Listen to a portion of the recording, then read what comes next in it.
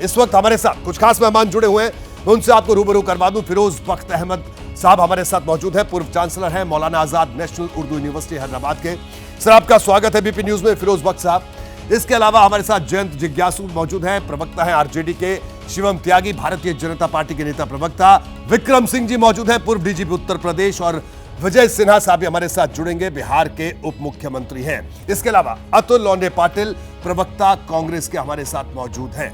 आप सबका स्वागत है। सबसे पहले हम बिहार चलते हैं। विजय सिन्हा साहब हमारे साथ मौजूद हैं, बिहार के उप मुख्यमंत्री हैं।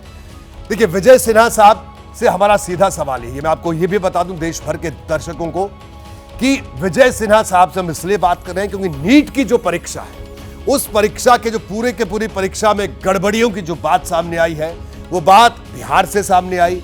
और बिहार में गिरफ्तारियां हुई, गिरफ्तारियों के बाद बयान सामने आए और उससे कई सवाल उठ रहे हैं। सवाल ऐसे वो आरजेडी की तरफ भी उठ रहे हैं, तेजस्वी यादव का नाम भी विजय सिन्हा साहब ले रहे हैं। तो ये तमाम बातें हैं जो रह रहकर उठ रही हैं। विजय सिन्हा साहब के पास भी चलेंगे, लेकिन उससे पहले हम नेट की बात कर लेते हैं। फिरोज बख्त अहमद साहब, क्या कहेंगे आप? सर, इतनी बड़ी परीक्षा देश की और दो परीक्षाएं सवालों के घेरे में, एक रद्द कर दी गई और एक पर सवालिया निशान लगा हुआ है। यह आखिरकार सिलसिला कब खत्म होगा? ये पेपर लीक, क्या इसे हम लोग आयरनी मान ले? क्या स्थिति है? देखिए रोहित साहब, ये बड़ा एक सेंसिटिव सवाल है और एक समझिए कि एक पूरा सिस्टम ही गड़बड़ा गया है। हमारे ज़माने में, थोड़ा सा ऑफ ट्रैक बात करके मैं आऊँगा आपके सवाल के जवाब पे, एक सेकंड लूँगा। हमारे ज़माने में तो हम तख्ती के ऊपर लिखा करते थे, मुल्तानी मिट्टी का लेप लगता था, कलम से काखा गा अलिफ बेते लिखते थे। वो ज़माना बड़ा खूबसूरत था। अब ये ऑनलाइन जब से शिक्षा आई है, ठीक है, इसके बेनिफिट्स बहुत हैं लेकिन इसके नुकसानात भी बहुत हैं। अब ये देखिए क्या है कि ये तो बड़े अफसोस की बात है। अभी आपकी रिपोर्टर्स को हम सुन रहे थे कि माँ बाप अपने उम्र और तमाम उम्र की जो दौलत इस पर लगा देते हैं। कोई प्लॉट बेचता है, कोई मकान बेचता है, कोई कुछ बेचता है, कोई जेवरात बेचती हैं माएँ अपनी। और उसके बाद जब ये होता है, अब ये बच्चे, छोटे छोटे बच्चे इतनी मेहनत करके धूप के अंदर, मतलब 50% गर्मी के अंदर ये सड़कों पे हैं। मेरा ख्याल ये है कि ये जो है, इसमें अब जो हो गया वो हो गया, अच्छा नहीं हुआ, बहुत गलत हुआ।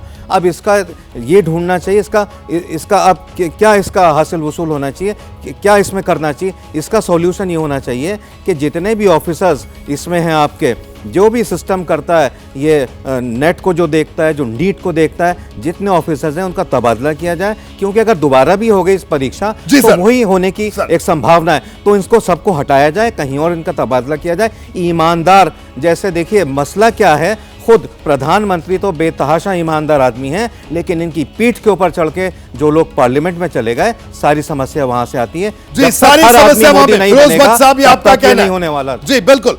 मैं जल्दी से अतुल लोंढे पाटिल साहब के पास चलूंगा। अतुल जी, क्या कहना आपका?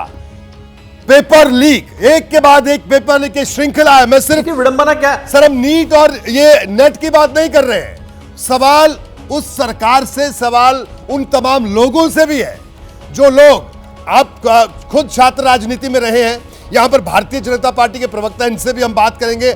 हमने विश्वविद्यालयों में देखा, महाविद्यालयों में देखा, एक नारा लगते हुए आपने भी सुना होगा, ठीक करेंगे 3 काम, प्रवेश, परीक्षा और परिणाम।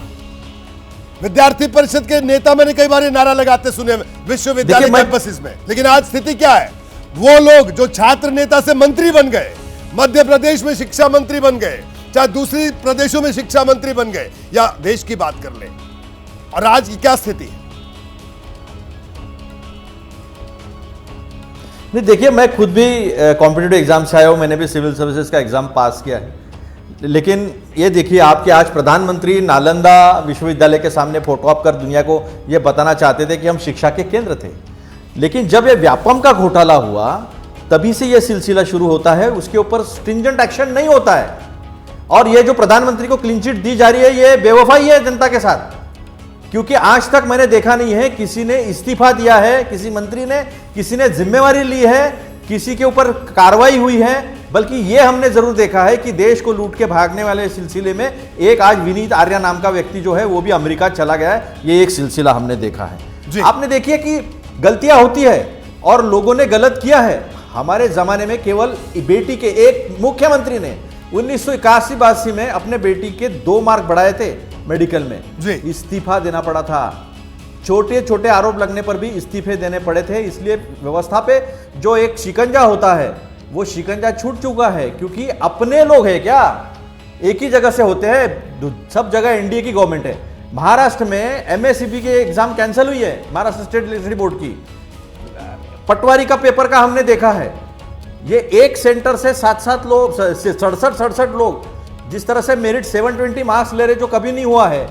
ये सारा होता है और इतने धड़ल्ले से ये होता है। 718 मार्क, 717 मार्क जो हो नहीं सकते, क्योंकि एक मार्क के लिए, एक क्वेश्चन के लिए 4 मार्क और निगेटिव मार्क 1। अगर एक भी गलत होता है तो 715 होने चाहिए। बिल्कुल सर, हमने ग्रेस मार्क दिया जी। पेपर सेट होते हैं, 1 2 3 पेपर सेट होते हैं, तो 2 पेपर सेट एक साथ बांट दिए जाते हैं। एसबीआई बैंक से और कैनरा बैंक के लॉकर से जो आते हैं एक साथ बांट दिए जाते हैं, फिर ग्रेस मार्क दिया जाता है। इस तरह का एग्जाम, इस तरह के सुप्रीम कोर्ट ने जिस तरह से टिप्पणी की है कि ऐसे पैसे देकर जो डॉक्टर खड़े होंगे, क्या हम इस देश की स्वास्थ्य, बिल्कुल सर, इस देश सर की मैं आम आपको जनता की- रोकूंगा।